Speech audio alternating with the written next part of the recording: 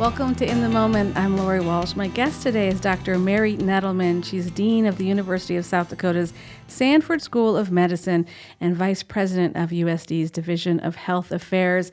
And she's the recent recipient of the Elizabeth and Emily Blackwell Award for outstanding contributions to advancing the careers of women in medicine. Welcome. Thank you so much for being here with us today. Thank you so much for having me, Lori. Congratulations on the honor as well. Thank you. I was quite surprised and humbled by it. Let's start with this, because tell us a little bit about the Blackwell sisters and who they were. So Elizabeth Blackwell, they were born in the early 1800s, and about in the middle 1800s, late 1840s, Elizabeth Blackwell decided she was going to medical school. And no woman had ever been a doctor before in the United States. And so she applied to numerous medical schools and got turned down and turned down and turned down, and finally applied to a college that at that time was called Geneva Medical College. And the administration there said, well, she could come if every medical student, of which they were all men, voted in favor of her coming. And there were 150 male medical students, and they all voted in favor of her coming. So she enrolled and graduated from Geneva Medical College. Wow. So, it's stark to think that she had to get that kind of permission, and also encouraging that they all unanimously said yes. Yes, and her younger sister Emily was the third woman physician in the United States. She was initially accepted to Rush Medical School, but then there was a brouhaha because she was a woman, and so Rush rescinded her acceptance, and I think she graduated from Case Western. Yeah. So so Emily and Elizabeth Blackwell were kind of the forerunners of modern women in medicine, and it took a lot of effort on their behalf in order to move the needle, even to the point of accepting the fact that a woman could become a doctor. Right, versus a nurse. So there were many nurses already, but what was it about that leap that was so difficult for people to get their minds around? I think there were traditional roles. Elizabeth Blackwell knew Florence Nightingale. The Civil War happened when both of them obviously were active. And initially they were both on the same side, but I think they did have a falling out over whether or not women should be nurses or doctors or both. Right. Fortunately, nowadays we accept that both are very fine professions and that women can be part of both professions. And we forget some of the limitations that were put on women. And my grandmother was a very small person, maybe weighed 100 pounds, 5 foot tall, wanted to go into healthcare and was told she was too petite. She was too little. Oh my gosh. This, think of what was lost, with that desire not being fulfilled. There were restrictions placed on women that we've hopefully long forgotten, but yet still see the residual impact of. Tell me a little bit about your own journey into the medical world. What made you decide to be a physician? Well, I'm the daughter of a physician. My father was the first physician in our family. He came back from World War II and was inspired to enter medicine. His own mother had died of rheumatic fever, and that was a very important event in his life. And so he came back inspired, and he went to medical school at the University of Michigan and went on to practice in a small town in Michigan. He was a family physician, so I grew up working in his office and learning about being a family physician in a small town, and I just loved it. And so when it came time for me to choose a career, I decided I wanted to go into medicine. Yeah. Was that a difficult journey for you then? How many other women were in your class? There were not many in my class. My class size was probably about 71. I went to Vanderbilt Medical School. There were, I would say, less than a dozen for sure, women in the medical school class. It's only this year that half the medical students in the country are women. So I went to medical school 130 years after Elizabeth Blackwell, but still it was the 70s. And so that was 45 years ago, and there weren't as many women in medical school. There were initially, in the early 1900s, more women, and toward the middle 1900s, and then as medical school regulation became stricter, many medical schools that were perhaps not top-notch closed, and with the closing of the slots, the women appeared to be the first not to be accepted into the remaining schools. Interesting. When so the late 70s, early 80s, when you're getting, your training, were there expectations to what kind of medicine? Were there areas that you were sort of, shuffled into where, you can be a doctor for other women, an ER doctor, a pediatrician? What were some of those expectations? They were never said. I didn't run into anything that was actually structural, that my medical school just supported and did, and you pushed you into a corner. That didn't actually happen, although there were individual incidents that all of us could probably relate. So from my standpoint, I didn't feel like I had limitations, but there's no doubt that I wasn't interested in some of the fields that were traditionally male. Still, there are very few, but not none, women orthopedic surgeons and women urologists. Both of those areas are seeing more and more women. On the other hand, women are more likely to go into pediatrics or family medicine right now, and that's just the way it is. It's not like a rule. It appears to be where it is. And this is one of the struggles. I'm the dean of the medical school. This is one of the struggles that we have because we want to make sure that we show men role models of men in OBGYN and men in pediatrics and men in family medicine, because there are many men in those fields, but there may be more women. So we want to make sure we have a balance, and so everybody can see themselves able to do anything. Yeah, you can follow your interests and your skills and your talents, really, because we want the best professionals in all those areas. Right. You took over as dean of the medical school from Dean Rod Perry. What year did you come on board? 2012. 2012. And so in that time, did you come with certain goals and aspirations where you felt like I'm picking up this institution that's so vital to South Dakota from the helm of somebody so well known in South Dakota? Well, what's next? Where did you sort of begin this journey in 2012? Well, first of all, I was very fortunate to be able to pick up the medical school from Dr. Perry. It was in exquisite shape. It was really a strong medical school.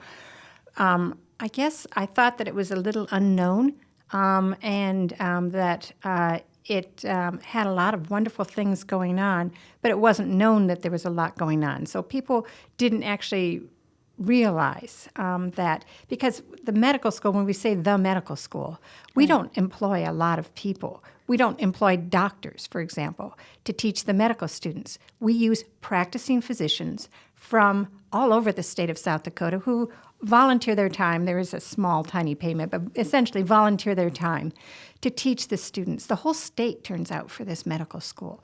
The physicians, the communities, the legislature, the Board of Regents, the governor's office, everybody turns out for this medical school. And I was quite blown away by all that. Yeah, and you're the first female dean, which is not unusual to be the first female dean because there just aren't that many. No, they're not. I think 18% of all deans of medicine in the country are women, and it has been just creeping up a half a percentage at a time.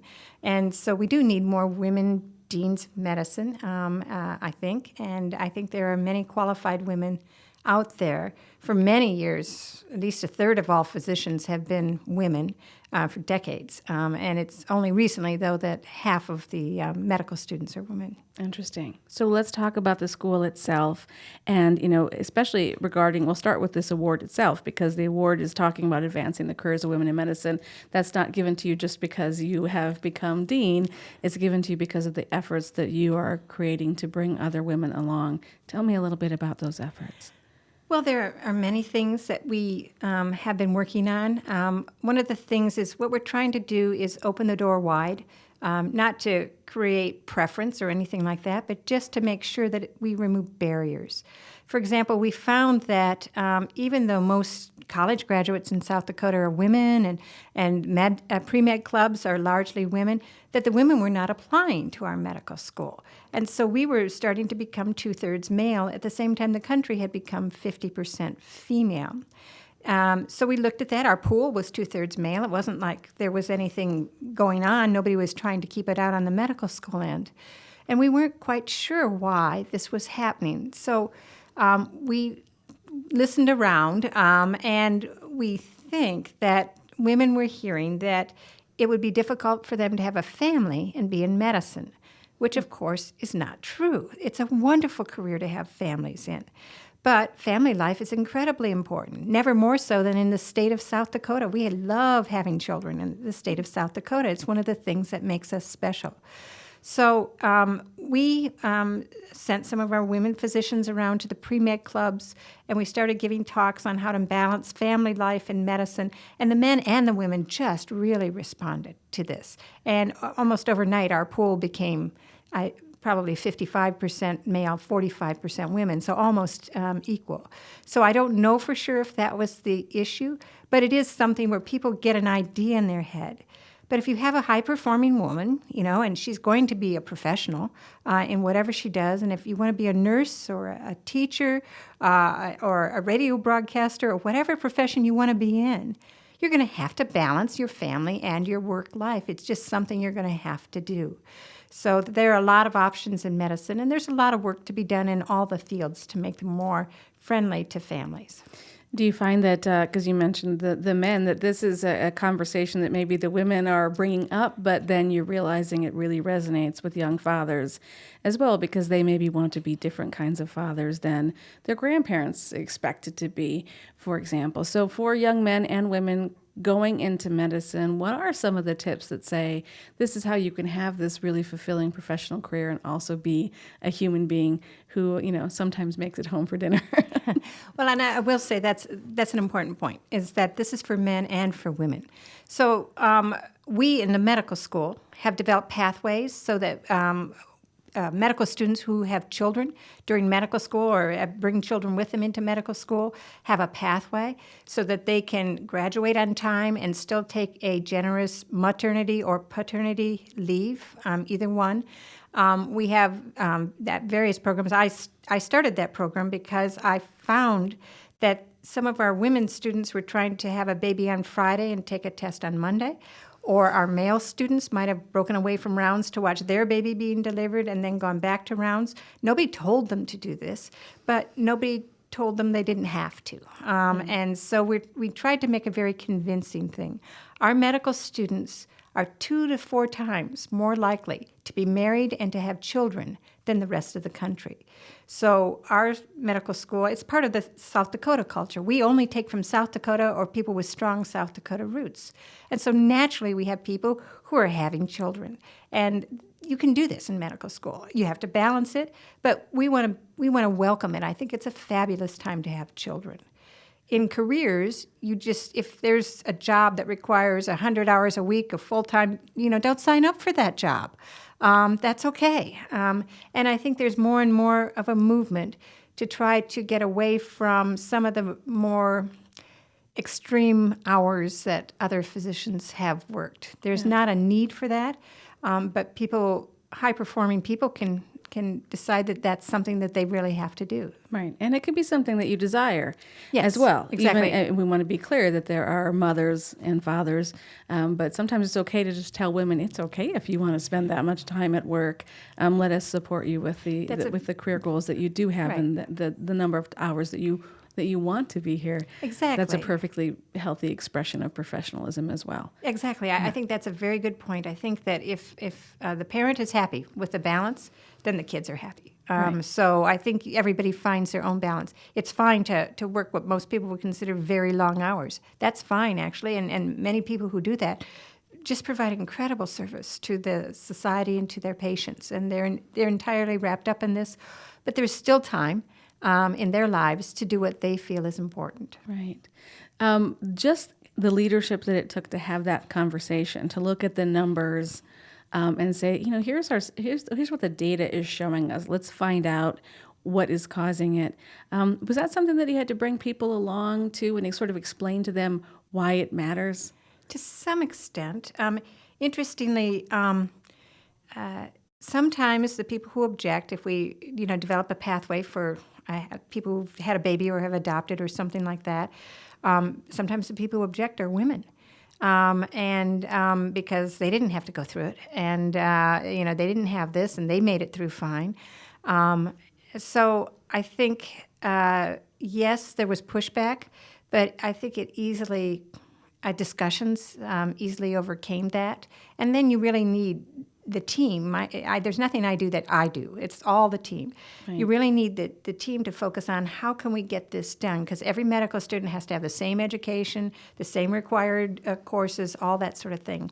How can we manage to do this and fit all this, fit a family life in? Yeah. What happens after people graduate from medical school from USD? Are there efforts to keep them in South Dakota? Are there efforts to send them to the world, into research? How do we sort of look at what happens next? We emphasize trying to provide a workforce for the state of South Dakota, so that if you looked at the graduation questionnaire, which all the medical students in the country take, 80% of our graduates plan to practice in the state of South Dakota if they've made a decision. Almost all of them have made a decision, compared to like 0.05% of the rest of the country. So we really are emphasizing that. All medical students, after they graduate, have to do a residency. So this is kind of an apprenticeship, a very highly supervised time of practice that's quite structured.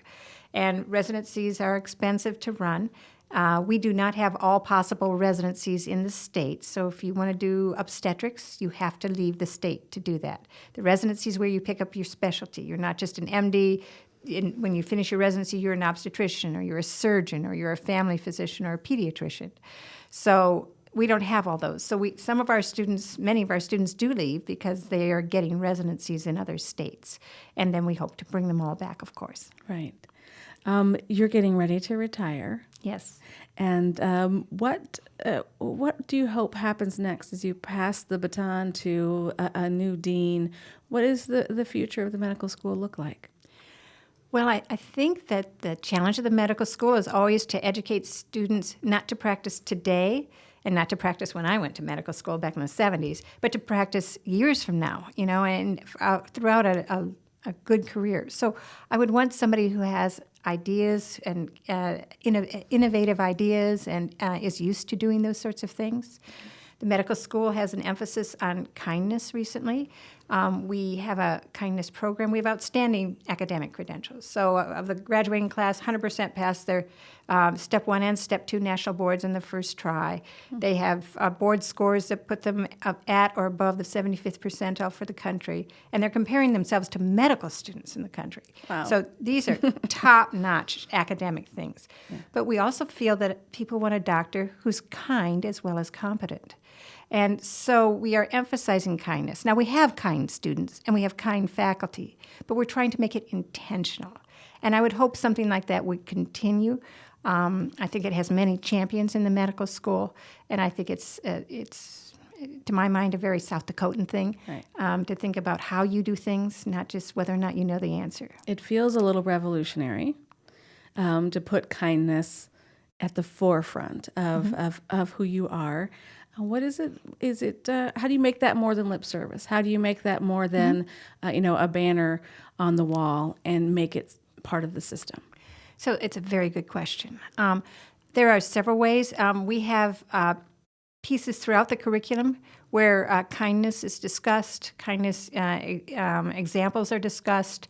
There are different reflective exercises that students do. There are questions on kindness that as students enter medical school to help us, determine whether or not they've thought about this. We have asked our faculty to bring up instances where somebody's been kind to them or catch a student being kind. It isn't something I don't teach people to be kind. I can teach about kindness. Kindness is a verb. You do kind things. You are kind. You can't sit in a room by yourself and be kind. So it is something different than compassion. Compassion's how you feel, you can have compassion fatigue after you have done that. But if you do something kind for me, I feel better and you feel better. And so we think of it as also an antidote for burnout. We have bioethics and the spirituality and medicine portion. We have a certificate in bioethics. There are many things that we are working on to try to elevate kindness as something that we really talk about and that is that permeates our culture. Has that made national news? Have you heard back? Have you heard feedback or reflection from people up across the country who've sat up and noticed and said, what's happening there at the University of South Dakota Med School? I must say it's relatively new. Yep. So there has been some interest, but it is relatively new. Our strategic plan that starts this year has kindness in every single piece of it. Something as simple as, for example, if you have people working in your lab and they have to come in the middle of the night to check an experiment, right? Do you compensate them? Do they have a ride? Those sorts of things. Thinking more and more about the details, and then also about the larger things. So we create physicians who are intentionally kind. So I think it will catch on. It has generated interest, but we are also relatively new to this. We've only recently started this as an intentional emphasis. It's quite a legacy. Well, it's not my legacy. It's the legacy of a whole group of people, including Dr. Jerome Freeman, who publishes on this topic. Right. Dr. Jerome Freeman has been talking about empathy and kindness in literature, how it connects with medicine as a physician for a long time, decades. Yes. Here. And you see that sort of unfolding in a continuing way. He's very intentional about that. Exactly. As well. And when I think of my physician, my brother is going through a cancer journey right now, not here in South Dakota, in Minnesota, but it's when you're seeking out healthcare, especially for complicated things, whether it's a joyful thing like welcoming a new baby or a really difficult, arduous thing, the relationships that he has built with his caregivers are as close as some of the relationships he has with some family members. And it's been quite a journey that happens. And I think it would especially happen in a state like South Dakota with so many rural connections. Who your doctor is really I have a personal connection to my doctor, even though I've never seen him outside of the office. But it's that kindness and the trust that I have for him. We build relationships with each other. Over this really personal thing called medicine and healthcare. Well, I think you said that very well. Well, thank you. What's next for you? What's the next adventure, do you hope? Well, I retire in July, and my husband and I would like to hike the national parks, take a little time with family, time with our friends. We'll stay, obviously, in South Dakota, but and this will be our home base, but we do want to get outside and spend some actual time doing that. What are some things that have changed in medicine, whether it's in medicine in general or in how we, invite doctors to become professionals, that really encourages you, that's different from, 1977 when you first were learning the trade? First of all, all students who apply to medical school take what's called the MCAT, which is an entrance exam. We don't take students who just have the top scores. And in the older days, they would often take students who have just the top scores and wouldn't actually think about what kind of a physician they were going to be. We also have more of an emphasis on taking people who know what they're getting into. So they've shadowed physicians and they've done things. And even though these are relatively young people, we look at what they've contributed in their lives and how that has impacted them, thinking about whether or not medicine is going to be something that will give them joy for the rest of their lives, or whether they have only watched a TV show and that inspired them to go into medicine. So I think that the way we choose medical students has changed, and of course the technology, the amount of things at our disposal, everything is so different now than it was back then. It seems like machine learning and artificial intelligence and the amount of data that we have access to that we haven't fully even understood how to put to use in research is going to be a revolution in the years to come, hopefully sooner. Exactly. Hopefully sooner. What are you looking forward to sort of viewing from your retirement? If you could say, I want this to happen in medicine next, I sure would like to see that. I would like the emphasis on kindness to continue. I would like people to think about the careers and how to make them as friendly for people to have lives as we can. And I think that is the antidote to physician burnout, which we hear a lot about. Yeah. And yet people have very long and fulfilling careers in medicine. So I think that structure needs some work. I think obviously there are problems with the way medicine is structured in general. If you've ever had to figure out your bill and your health Right. insurance. Good luck with that. So those things obviously need to be straightened out. But overall, I think that what we need to do is remember that no matter what, 100 years ago and 100 years from now, it's all going to be about the doctor-patient relationship. And I think we need to continue to treasure that and not chip away at it with regulations or rules or anything of that nature. Wise words indeed. Dr. Mary Nettleman, Dean of USD's Sanford School of Medicine and Vice President of USD's Division of Health Affairs. Thank you so much for spending time with us. We really appreciate the work that you're doing here for South Dakota, which the legacy of, in partnership with so many others will live on. And you can enjoy it as you hike the national parks. Thank you. Thank you very much, Laurie. It was a pleasure.